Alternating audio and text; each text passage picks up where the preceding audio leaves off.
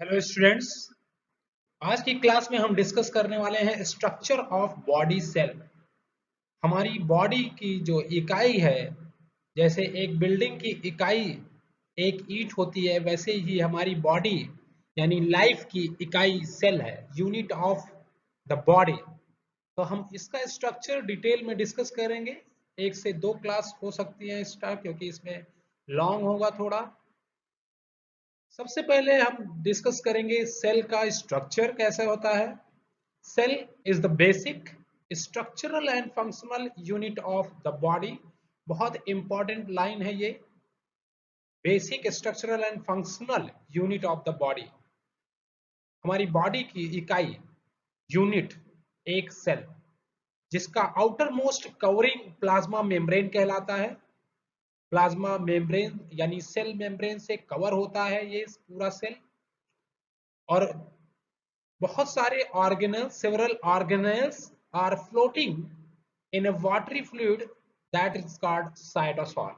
उस सेल के अंदर जो फ्लूइड भरा होता है उसको हम साइटोसॉल कहते हैं, जिसमें बहुत सारे ऑर्गेनल्स दिखेंगे। उन ऑर्गेनल्स के नाम है nucleus, mitochondria, ribosomes, endoplasmic reticulum, Golgi body, lysosomes, microfilaments, microtubules, ये साइटोस्केलेटन्स में आएंगे, एटसेट्रा एटसेट्रा। ऐसे बहुत सारे ऑर्गेनल्स जो साइटोसॉल में फ्लोट कर रहे हैं, वन बाय वन हम इनको डिस्कस करेंगे। तो सबसे पहले हम डिस्कस करेंगे सेल का स्ट्रक्चर। देख लेते हैं, ये स्ट्रक्चर है सेल का। आप देख सकते हैं इसकी आउटर मोस्ट कवरिंग, हम इसको सेल मेम्ब्रेन कहते हैं, प्लाज्मा मेम्ब्रेन भी कह सकते हैं इसको। इसके अंदर साइटोसॉल भरा होता है, फ्लूइड है ये। और इन्हीं साइटोसॉल में बहुत सारे सेल ऑर्गेनेल्स, जैसे mitochondria, microfilaments, endoplasmic reticulum, nucleus, Golgi body, lysosomes, peroxisomes, ये सारे सेल ऑर्गेनेल्स इसी में फ्लोट कर रहे हैं, सस्पेंडेड हैं। और इनको हम combinedly, cytosol plus cell organelles को हम कहते हैं साइटोप्लाज्म। तो साइटोप्लाज्म के दो कंपोनेंट होते हैं, साइटोसॉल और सेल ऑर्गेनेल्स। तो ये हम स्ट्रक्चर सेल का डायग्राम बना करके इसको हम एक्सप्लेन करेंगे एग्जाम में अगर आता है तो। और हर इसको लेबलिंग करेंगे सारे सेल ऑर्गेनेल्स को। तो यहाँ पे आप देख सकते हैं गोल्जी बॉडी है ये न्यूक्लियस है। न्यूक्लियस के दो कंपोनेंट होते हैं, न्यूक्लियोलस और ये क्रोमैटिन से बना होता है। इसके outer most covering nuclear membrane है कहेंगे। और इसी न्यूक्लियर मेम्ब्रेन से लगा हुआ है एंडोप्लाज्मिक रेटिकुलम, जो दो तरह के होंगे, रफ एंडोप्लाज्मिक रेटिकुलम जो कि रफली रफ सरफेस है, जिनका राइबोसोम सरफेस पे पाए जाते हैं, और ये है स्मूथ सरफेस है, तो स्मूथ एंडोप्लाज्मिक रेटिकुलम कहलाएंगे। यहीं साइटोसोल में माइटोकॉन्ड्रिया दिखेगा आपको, माइटोकॉन्ड्रिया के बारे में डिस्कस करेंगे। और बहुत सारे साइटोस्केलेटन जो इनको सपोर्ट करते हैं सेल्स को और सेल डिवीजन में हेल्प करते हैं, जैसे कि microtubules, centrosomes, microfilaments, intermediate filaments, ये हम साइटोस्केलेटन के अंदर डिस्कस करेंगे डिटेल में। लाइसोसोम्स इंपॉर्टेंट सेल ऑर्गेनेल्स है, इसके बारे में हम डिस्कस करेंगे।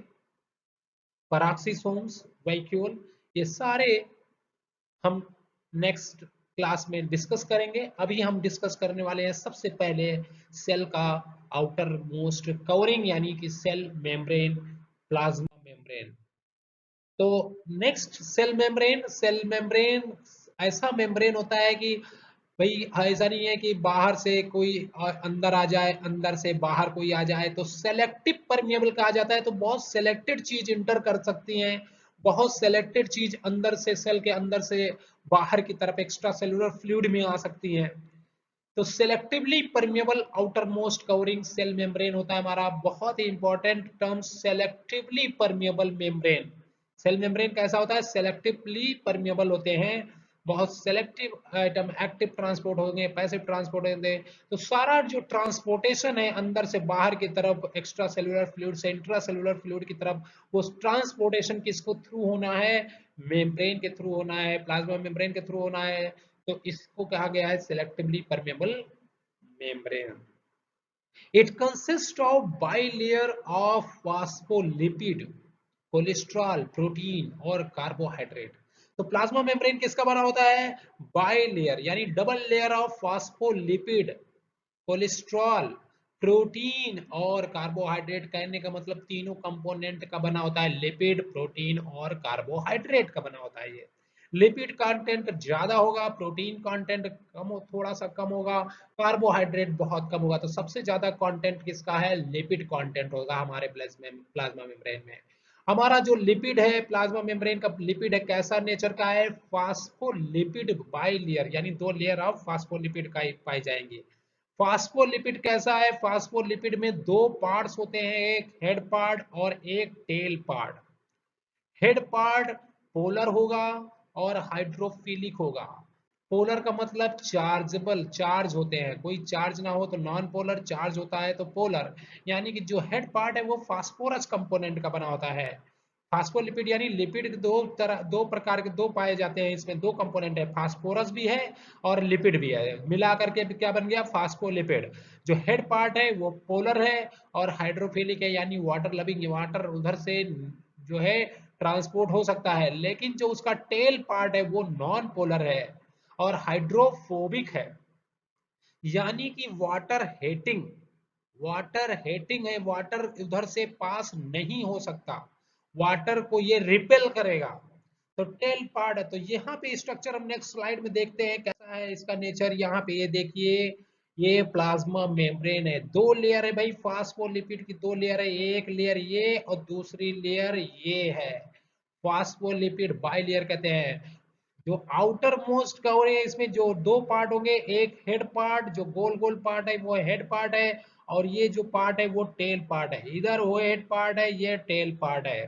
तो हेड पार्ट ये वाला जो है ये कैसा है? फास्फोरस कंपोनेंट है, ये वाटर लविंग पार्ट है, ये पोलर पार्ट है। हेड पार्ट कैसा होगा? पोलर और वाटर लविंग। ये टेल पार्ट कैसा होगा? टेल पार्ट वाटर हेटिंग और नॉन पोलर होंगे, इधर से वाटर पास नहीं हो सकता है, इधर लिपिड कंटेंट ही पास हो पाएंगे। ठीक है भाई। यहीं पे देखिए कोलेस्ट्रॉल है, कोलेस्ट्रॉल का काम क्या है? जो इनकी फ्लूइडिटी है, जो प्लाज्मा मेम्ब्रेन एक भाई फ्लूइडिटी को मेंटेन करता है, जेल लाइक स्ट्रक्चर बना के रखता है। ऐसा नहीं कि फ्लूइड हो गया तो बह जाएगा भाई, ज्यादा हार्ड हो जाएगा तो कोई चीज इंटर नहीं कर पाएगा। तो फ्लूइडिटी को मेंटेन करते हैं ये कोलेस्ट्रॉल, एक तरह का ये भी लिपिड है कोलेस्ट्रॉल। तो कोलेस्ट्रॉल क्या करते हैं? फ्लूइडिटी, प्लाज्मा मेम्ब्रेन की फ्लूइडिटी को मेंटेन करते हैं, ना ज्यादा फ्लूइड बनाते हैं और ना ज्यादा इनको हार्ड बनाते हैं। ठीक है। तो एक जेल लाइक, कोई अंदर चीज इंटर कर रहा है तो अंदर होने देते हैं ये। ठीक है, इंटर हो जाएगा और फिर अपने आप वो फिर से बन जाएगा, बंद जाएगा। तो ये कोलेस्ट्रॉल का काम क्या है? फ्लूइडिटी को मेंटेन करना, प्लाज्मा मेम्ब्रेन की फ्लूइडिटी को मेंटेन करना।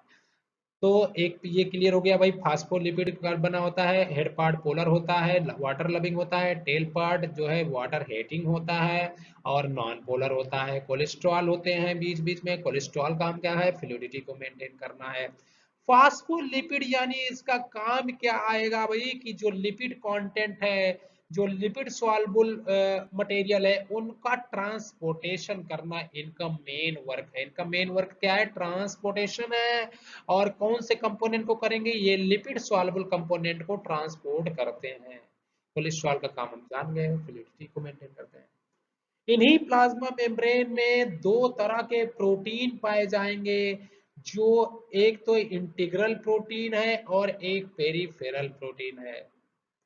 Integral protein extend from one layer to another layer, यानी कि दोनों लेयर के अक्रॉस ये एक्सटेंडेड हैं, तो इनको हम कहेंगे इंटीग्रल प्रोटीन। यहाँ पे देखिए, यहाँ इस लेयर से नीचे लेयर तक गई हुई है, तो इनको हम इंटीग्रल प्रोटीन कहते हैं। इंटरनल प्रोटीन भी कह सकते हो, इंटीग्रल प्रोटीन भी कह सकते हो। इन इंटीग्रल प्रोटीन में पोर्स होते हैं, चैनल्स होते हैं, जिसकी वजह से वाटर सॉल्युबल कंपोनेंट पास होता है। जो ट्रांसपोर्टेशन है, इधर वाटर लिपिड सॉल्युबल कंपोनेंट तो इधर से ट्रांसपोर्ट हो जाएगा, लेकिन वाटर सॉल्युबल कंपोनेंट कैसे पास होगा? उनका ट्रांसपोर्टेशन भी करना है, तो वो प्रोटीन, इंटीग्रल प्रोटीन के थ्रू ट्रांसपोर्ट होती हैं। ठीक है भाई। तो इंटीग्रल प्रोटीन होती हैं। दूसरे होते हैं पेरिफेरल प्रोटीन। पेरिफेरल प्रोटीन जो कि सरफेस पर ही होते हैं, वो एक दूसरे लेयर से एक्सटेंडेड नहीं होते हैं, इंटेंडेड नहीं होते हैं, यानी कि एक लेयर से दूसरी लेयर तक नहीं जाते हैं, या तो आउटर मोस्ट लेयर पे होते हैं। यहाँ पे ये पेरिफेरल प्रोटीन है, ये पेरिफेरल प्रोटीन है। तो पेरिफेरल प्रोटीन रिसेप्टर का भी काम कर सकते हैं, कोई कंपोनेंट है तो यहाँ पे आके बाइंड हो सकता है इनसे। ये एंजाइम भी हो सकते हैं भाई, ये कैरियर प्रोटीन भी हो सकते हैं। कैरियर प्रोटीन का मतलब ग्लूकोज आया, इससे बाइंड हो गया, अब ये जो है मॉडिफिकेशन होगा स्ट्रक्चर में और ग्लूकोज को पास कर देगा इस लेयर की तरफ, यानी साइटोसॉल की तरफ चला जाएगा। तो ट्रांसपोर्टेशन यानी कैरियर प्रोटीन का काम करते हैं ये पेरिफेरल प्रोटीन। ठीक है। इंटीग्रल प्रोटीन में चैनल्स होते हैं, वाटर सॉल्युबल कंपोनेंट इधर से पास होता है। पेरिफेरल प्रोटीन या ये सारे प्रोटीन का काम क्या है, या तो ये रिसेप्टर हो सकते हैं, ये एंजाइम भी हो सकते हैं, ये कैरियर प्रोटीन भी हो सकते हैं। ठीक है, तो ये प्रोटीन का फंक्शन हो गया, दो तरह के प्रोटीन हो गए और इनका फंक्शन हो गया, कोलेस्ट्रॉल का काम हो गया। अब बात आई है कार्बोहाइड्रेट की, तो कार्बोहाइड्रेट 5% कंपोनेंट होते हैं। कुछ कार्बोहाइड्रेट ओलिगोसैकराइड के रूप में होते हैं, बहुत लंबे चेन में होते हैं, शॉर्ट चेन को हम ओलिगोसैकराइड कहते हैं। ये ओलिगोसैकराइड या तो पेरिफेरल प्रोटीन से अटैच हो जाते हैं या लिपिड से अटैच हो जाते हैं। तो जो लिपिड से अटैच हो जाते हैं उनको हम कहते हैं लाइपोप्रोटीन, और जो प्रोटीन से अटैच हो जाते हैं कार्बोहाइड्रेट्स, सॉरी, जो प्रोटीन से अटैच होते हैं ये ओलिगोसैकराइड कार्बोहाइड्रेट, उनको हम कहते हैं ग्लाइकोप्रोटीन, और जो लिपिड से अटैच हो जाते हैं उनको हम कहते हैं ग्लाइकोलिपिड। इनका काम क्या है, ये देखिए एंटीना जैसा खड़ा हो गया है, ये एंटीना जैसा काम कर रहा है, यानी कि रिकॉग्निशन का काम है इनका।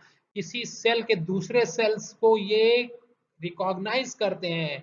मान लीजिए कोई बैक्टीरिया आ गया तो ये रिकॉग्नाइज करते हैं, दूसरे सेल्स के एंटीना को ये जो है उसको रिकॉग्नाइज करते हैं।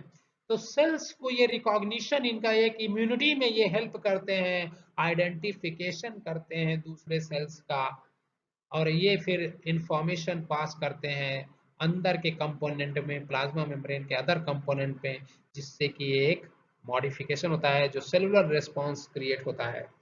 तो ये भाई प्लाज्मा मेम्ब्रेन का स्ट्रक्चर बहुत ज्यादा इंपॉर्टेंट है, ये बहुत बार एग्जाम में पूछा गया है। Phospholipid permit diffusion of lipid soluble material discuss कर चुका हूँ। कोलेस्ट्रॉल रिड्यूसेस फ्लूइडिटी, अरे ये मेम्ब्रेन फ्लूइड ना हो जाए, ज्यादा फ्लूइड हो जाएगा तो भैया बह जाएगा। Cholesterol reduces fluidity of membrane and making it more stable. Two types of protein, integral and peripheral. Integral protein extend across membrane, may form channels or pores and permit the diffusion of water soluble material. Lipid soluble material कहाँ से जाएगा, phospholipid से। Water soluble material कौन पास करेगा, integral protein से। External protein भी होते हैं, loosely attach to the surface, loosely attach to the surface. Protein का फंक्शन क्या आएगा भाई, some protein act as a carrier और pumps and transport material across membrane. some proteins are enzymes, some protein can as a receptor for hormones and other chemical messenger, and other proteins with oligosaccharides, ये देखिए oligosaccharides से जो bind कर देते हैं वो बना देते हैं glycoprotein. it gives the cells its immunological identification, immunological identity देते हैं इनको, ये रिकॉग्नाइज करते हैं। नेक्स्ट अब हम डिस्कस करेंगे एक ऑर्गेनेल्स इस स्ट्रक्चर में, बाकी के ऑर्गेनेल्स हम नेक्स्ट लेक्चर में डिस्कस करेंगे क्योंकि बहुत लॉन्ग हो जाएगा वीडियो। तो न्यूक्लियस एक्सेप्ट मैच्योर आरबीसी, कह रहे हैं कि आरबीसी छोड़ करके सारे बॉडी सेल्स में न्यूक्लियस होते हैं। और एक स्केलेटल मसल्स है जिसमें बहुत सारे न्यूक्लियस होते हैं, स्केलेटल मसल्स में मोर देन वन न्यूक्लियस होते हैं, न्यूक्लिया ही कह सकते हो, न्यूक्ली होते हैं। तो मैच्योर आरबीसी में तो एक भी न्यूक्लियस नहीं होता, स्केलेटल मसल्स में बहुत सारे न्यूक्लियस होते हैं। ऑब्जेक्टिव में कई बार पूछा गया है ये क्वेश्चन, इस इंपॉर्टेंट लाइन है। लार्जेस्ट ऑर्गेनेल कहा गया है इनको, nucleus is a largest organelle and control centre of the cell, cell के कंट्रोल सेंटर को हम कहते हैं न्यूक्लियस। जैसे बॉडी का कंट्रोल सेंटर ब्रेन होता है, वैसे सेल का कंट्रोल सेंटर क्या है, nucleus. It is bounded by double layer nuclear membrane with many pores. Double membrane होगा, जैसे हमारा प्लाज्मा मेम्ब्रेन डबल लेयर होता है, वैसे न्यूक्लियस का न्यूक्लियर मेम्ब्रेन भी डबल लेयर होगा। और इसमें भी पोर्स होते हैं, चैनल्स जैसे इंटीग्रल प्रोटीन में होते हैं, यहाँ पे पोर्स होते हैं जिसके थ्रू मटेरियल पास होगा। Nuclear matrix or nucleoplasm contain nucleolus and chromatin. जो न्यूक्लियस के अंदर जो फ्लूइड है उसको न्यूक्लियोप्लाज्म कहते हैं। न्यूक्लियोप्लाज्म में कौन सा क्या क्या होते हैं? न्यूक्लियोलस और क्रोमैटिन, बहुत इंपॉर्टेंट, न्यूक्लियोलस और chromatin. Nucleolus consists of 95% protein and 5% ribonucleic acid। ये न्यूक्लियोलस का कंपोनेंट है, 95% प्रोटीन होता है, 5% राइबोन्यूक्लिक एसिड होते हैं। फंक्शन क्या निकल के आएगा भाई इसका? Synthesis of ribosomal RNA, ribosomal RNA and it's packaging with protein.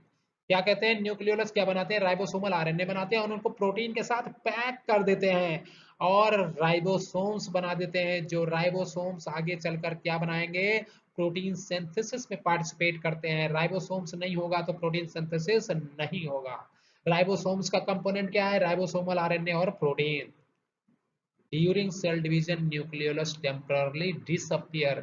जब सेल डिवीजन होता है तो न्यूक्लियोलस बीच बीच में डिसअपियर हो जाता है, फिर से रीअपियर हो जाता है जब सेल डिवाइड हो जाता है। तो ये न्यूक्लियस का स्ट्रक्चर आप देख सकते हैं कि ये डबल लेयर होगा, इनमें बहुत सारे न्यूक्लियर पोर्स हैं, अंदर ये न्यूक्लियोलस है और न्यूक्लियोलस के साथ साथ बहुत सारे क्रोमैटिन है, यही आगे चल के पेयर्स बनाएंगे और कंडेंस होकर के क्रोमोसोम्स कहलाएंगे।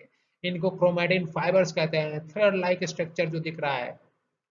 ठीक है भाई, और ये जो फ्लूइड है इसी के अंदर उसको न्यूक्लियोप्लाज्म कहेंगे। न्यूक्लियोप्लाज्म में न्यूक्लियोलस और क्रोमैटिन पाए जाते हैं। क्रोमैटिन का काम क्या है? Chromatin is a set of hereditary material consisting of DNA and protein, many stone protein। Mainly क्या है? स्टोन प्रोटीन और डीएनए का बना होता है ये क्रोमैटिन। जेनेटिक मटेरियल है एक तरह का। During cell division chromatin becomes compact dense rod like structure called chromosomes. Pairs में इस तरीके से पेयर्स में अटैच हो जाते हैं और कहलाते हैं ये chromosome. During cell division chromatin becomes compact dense rod like structure called chromosomes. Each cell have 23 pair of chromosomes. हमको पता है 46 क्रोमोसोम्स होते हैं, 23 जोड़ा क्रोमोसोम्स होता है। फंक्शन क्या आएगा भाई? न्यूक्लियस के बगैर सेल डिवीजन नहीं हो सकता। इनके पास हेरिडिटरी मटेरियल है, जेनेटिक मटेरियल न्यूक्लियस के पास है जो ट्रांसफर होगा एक जनरेशन से दूसरे जनरेशन में। जो प्रोटीन सिंथेसिस है, एंजाइम सिंथेसिस है, वो न्यूक्लियस के बगैर नहीं हो पाएगा। It contain genetic material directs all the physiological activities of the cell. जो फिजियोलॉजिकल एक्टिविटीज को कंट्रोल करेगा, जेनेटिक मटेरियल है, इसीलिए कहते हैं nucleus is the boss of the cell. तो ये आपको नोट्स मैं फिर से कह रहा हूँ, टेलीग्राम पे जाएंगे, वहां पे आपको फर्स्ट यूनिट का नोट्स मिल जाएगा। अगर आपको कोई दिक्कत हो रही है तो आप टेलीग्राम पे हमें मैसेज कर सकते हैं। आप नेक्स्ट क्लास में हम फिर से डिस्कस करेंगे नए सेल ऑर्गेनेल्स, इंपॉर्टेंट है। Thank you very much.